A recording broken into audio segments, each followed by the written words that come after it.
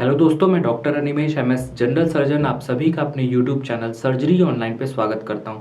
दोस्तों, इस वीडियो में हम डिस्कस करेंगे एनल फिशर के बारे में। एनल फिशर क्या होता है, इसका कारण क्या होता है और इसका इलाज क्या होता है, सारी बातें इस वीडियो में डिस्कस करने वाले हैं। तो चलिए शुरू करते हैं। शुरू करने से पहले दोस्तों वीडियो को लाइक और शेयर कीजिए, चैनल को सब्सक्राइब कीजिए ताकि और भी लोगों को जानकारी मिलती रहे। और अगर आपका कोई सवाल है तो इंस्टाग्राम पे पूछ सकते हैं या हमसे सर्जरी ऑनलाइन ऐप डाउनलोड करके डायरेक्ट कंसल्टेशन ले सकते हैं, बिल्कुल फ्री ऑफ कॉस्ट।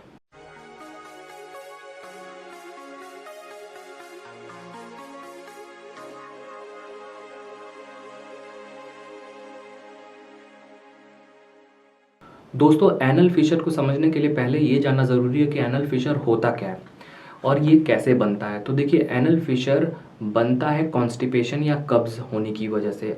जिन लोगों को ज़्यादा कब्जियत रहती है, ज़्यादा कॉन्स्टिपेशन होता है, उनको ही एनल फिशर बनता है। जो मल द्वार होता है, जो एनल कैनाल होता है, उसमें कट लग जाता है, छिल जाता है वो, और वहाँ से खून आने लगता है। और ये ज़्यादातर कॉन्स्टिपेशन या कब्ज़ की वजह से ही होता है। जैसे जो लोग मोटे ज़्यादा होते हैं या सीडेंट्री लाइफस्टाइल होती है, जिनको कॉन्स्टिपेशन अक्सर होता रहता है, स्टूल पास करने में प्रॉब्लम होती है, टाइट होता है, प्रेगनेंसी में भी एनल फिशर बहुत ज़्यादा देखने को मिलता है। और यूजुअली ये पीछे की तरफ ज़्यादातर होता है। जो कट लगता है वो पीछे की तरफ ज़्यादातर होता है। या फिर कभी कभी फीमेल्स को जब डिलीवरी होती है तो डिलीवरी में भी एनल कैनाल जो रास्ता है वो छिल जाता है और एनल फिशर हो जाता है। तो दोस्तों, जो सबसे मेन कारण है जो बहुत सारे लोगों को जिसकी वजह से एनल फिशर होता है वो कॉन्स्टिपेशन है। कॉन्स्टिपेशन के बारे में मैंने बहुत सारे वीडियोस बनाए हैं, डिटेल में समझाया है कॉन्स्टिपेशन का कारण और इलाज। ये आई बटन है, आप प्रेस करके जाकर देख सकते हैं उन वीडियोस को, बहुत ही आपको अच्छी जानकारी मिलेगी। कॉन्स्टिपेशन का कारण बताया है और कॉन्स्टिपेशन अगर हो जाए तो उसका इलाज कैसे करें ये डिटेल में मैंने उन वीडियोस में समझाया है, तो आप जाकर ज़रूर देखें। दोस्तों, आते हैं एनल फिशर के बारे में। तो देखिए, एनल फिशर जो कट लग जाता है उसका इलाज कंजर्वेटिव भी होता है और सर्जिकल भी होता है। मतलब दवाइयों से भी उसका इलाज होता है और सर्जिकली भी होता है। अब दो तरह के एनल फिशर होते हैं। एक होता है एक्यूट एनल फिशर जिसमें पेन बहुत ज़्यादा होता है, और दूसरा होता है क्रोनिक एनल फिशर जिसमें इतना पेन नहीं होता है लेकिन घाव बन जाता है और वो जल्दी भरता नहीं है। जो एनल कैनाल का रास्ता है उसमें घाव बन जाता है, उसमें स्किन टैग बन जाते हैं और उसमें कॉन्स्टिपेशन की वजह से घाव, ऐसा घाव हो जाता है जो ठीक नहीं होता है। तो उसमें हम सर्जरी से ट्रीटमेंट करते हैं। अब दोस्तों, एक्यूट कंडीशन में हम क्या करते हैं, तो सबसे पहले सिड्स बात करते हैं। सिड्स बात के बारे में भी मैंने पहले वीडियो में बताया था, कॉन्स्टिपेशन वाले वीडियो में। एक टब लेना है, इस तरीके से टब में हल्का गर्म पानी लेकर उसमें 15 से 20 मिनट के लिए बैठना है, दिन में 3 से 4 बार। 10-15 दिन तक अगर आप फॉलो करेंगे तो हो सकता है एनल फिशर, जो एक्यूट एनल फिशर है, वो हो सकता है अपने आप ठीक हो जाए और सर्जरी की ज़रूरत ना पड़े, किसी दवाई की भी ज़रूरत ना पड़े। लेकिन याद रखें दोस्तों, कॉन्स्टिपेशन आपको नहीं रहना चाहिए। अगर आपको कॉन्स्टिपेशन बना रहेगा तो एनल फिशर कभी भी ठीक नहीं होगा। तो कॉन्स्टिपेशन अवॉइड करें। कॉन्स्टिपेशन अवॉइड करने के लिए आपको डाइट अपनी अच्छी रखनी है, लाइफस्टाइल मॉडिफिकेशन करना है, फिजिकल एक्टिविटी करना है, पानी ज़्यादा से ज़्यादा पीना है। आप इसबगोल या साइलियम हस्क ले सकते हैं, या फिर मिल्क ऑफ मैग्नीशिया के सिरप्स आते हैं वो ले सकते हैं। इस तरीके से आप कॉन्स्टिपेशन से बच सकते हैं। और कॉन्स्टिपेशन एक बार ठीक हो जाता है और एनल फिशर आपको होता है तो एनल फिशर आसानी से ठीक हो जाएगा अगर आपको कॉन्स्टिपेशन नहीं है तो एनल फिशर को कैसे ठीक करेंगे, एक सिड्स बात कर सकते हैं।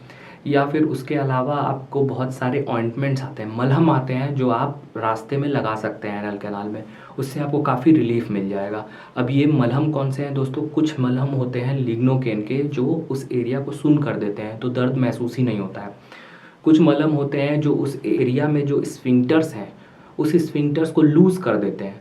मतलब अगर स्फिंक्टर आपका जो रास्ता है वो टाइट रहेगा और कॉन्स्टिपेशन होगा तो फिर से वो छिलेगा, और छिलेगा तो दर्द होगा। तो वो जो स्फिंक्टर्स हैं उसको लूज़ कर देते हैं। लूज़ करने से आसानी से स्टूल पास हो जाता है, इसकी वजह से पेन नहीं होता है। दोस्तों, कुछ इंजेक्शंस भी आते हैं जो हम इन स्फिंक्टर्स में, जो टाइट स्फिंक्टर्स हो गए हैं उनमें दे देते हैं तो वो लूज़ हो जाते हैं। लूज़ होने की वजह से स्टूल आसानी से पास कर जाता है और इस वजह से वो एनल फिशर ठीक हो जाते हैं। तो दोस्तों, 3-4 मैंने तरीके बता दिए बिना सर्जरी के जिससे एनल फिशर ठीक हो जाता है। एक तो कॉन्स्टिपेशन आप ठीक कर सकते हैं सिर्फ अपना लाइफस्टाइल मॉडिफिकेशन करके। उसके बाद आप सिड्स बात कर सकते हैं। उसके बाद आप मलहम आते हैं जो लगा सकते हैं। मलहम दो तरीके के आते हैं, एक स्फिंक्टर्स को लूज़ करने वाले मलहम आते हैं और एक सुन करने वाले मलहम आते हैं जिससे दर्द महसूस नहीं होता है। फिर आप इंजेक्शंस लगवा सकते हैं उन स्फिंक्टर्स में, उसकी वजह से वो लूज़ हो जाएगा और दर्द महसूस नहीं होगा। तो ये सारे प्रोसीजर्स हैं हम एक्यूट एनल फिशर के लिए करते हैं। दोस्तों अब हम आते हैं क्रोनिक एनल फिशर में। क्रोनिक एनल फिशर में जब घाव बहुत दिनों से ठीक नहीं होता है, 2-3 महीना हो जाता है और ठीक नहीं होता है, तो उस कंडीशन में हमें सर्जरी करानी पड़ती है। अब सर्जरी यूजली पहले 10-15-20 साल पहले लॉर्ड्स डायलिटेशन होता था, जिसमें हम उन स्फिंक्टर्स को खींच कर चौड़ा कर देते थे, जिसकी वजह से स्टूल जो है वो टाइट नहीं होता था, आसानी से पास कर जाता था। लेकिन आजकल ये सर्जरी नहीं होती है, आप अगर कोई करता है तो आप अवॉइड कर सकते हैं।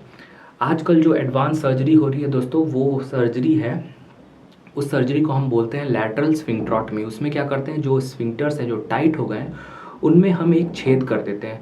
उस छेद करने से क्या होता है, वो लूज़ हो जाता है।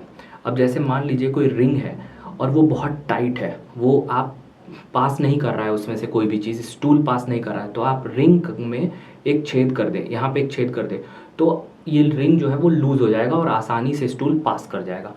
तो यही हम सर्जरी में करते हैं। इस सर्जिकल प्रोसीजर को हम लैटरल स्फिंक्ट्रोटमी कहते हैं और यही सर्जरी प्रोसीजर ऑफ चॉइस है एनल फिशर का आज के डेट में।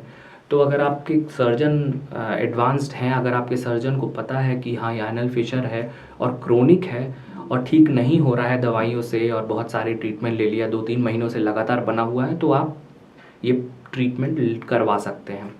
और इस ट्रीटमेंट का जो इफ़ेक्ट है, जो रिज़ल्ट आता है, वो भी काफ़ी अच्छा देखने को मिला है। दोबारा एनल फिशर काफ़ी रेयरली होता है, तो आप ये प्रोसीजर करवा सकते हैं। दोस्तों इस प्रोसीजर को कैसे करते हैं, क्या स्टेप्स हैं, ये सारी बातें मैं आने वाले टाइम में वीडियो में बताऊंगा। आप मुझसे इसी तरह जुड़े रहें, वीडियो को और भी लोगों में शेयर करें, लाइक करें, और चैनल को सब्सक्राइब नहीं किया तो सब्सक्राइब कर दीजिए, ताकि आपको हेल्थ रिलेटेड वीडियोस इसी तरह मिलती रहें। दोस्तों अगर आपका कोई सवाल है तो कमेंट कर सकते हैं, इंस्टाग्राम पे हमसे जुड़कर अपने सवाल पूछ सकते हैं, या फिर डायरेक्ट कंसल्टेशन ले सकते हैं सर्जरी ऑनलाइन ऐप के थ्रू, जहाँ पर फ्री ऑफ कॉस्ट कंसल्टेशन दिया जाता है। दोस्तों मिलते हैं नेक्स्ट वीडियो में, तब तक के लिए टेक केयर।